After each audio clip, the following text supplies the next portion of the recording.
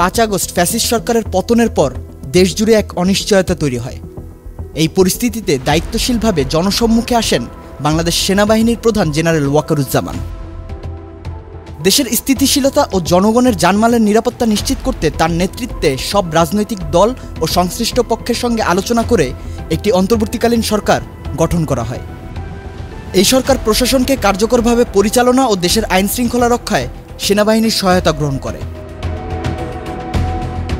সার্বিকভাবে শান্তিপূর্ণ পরিবেশ বজায় রাখতে সেনাবাহিনী সর্বাত্মকভাবে জনগণের পাশে সবসময় উপস্থিত রয়েছে।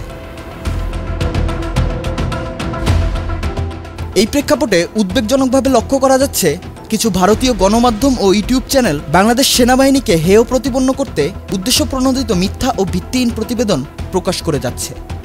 এসব প্রতিবেদনে সেনাবাহিনীর ওপর মিথ্যা অভিযোগ, বিকৃত তথ্য ও ভুয়া ভিডিও প্রচার করা হচ্ছে, যার কোনো ভিত্তি নেই।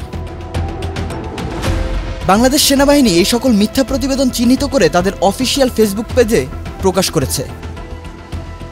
সেনাবাহিনীর পক্ষ থেকে জানানো হয়েছে, এসব বিভ্রান্তিকর প্রচার দেশের অভ্যন্তরীণ স্থিতিশীলতা বিনষ্টের ষড়যন্ত্রের অংশ এবং এর পেছনে বহিরাগত স্বার্থের মদদ থাকতে পারে।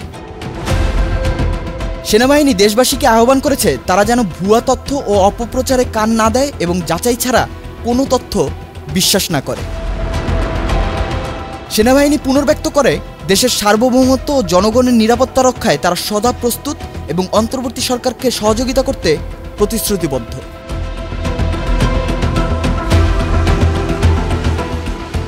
Hello Bangla news desk.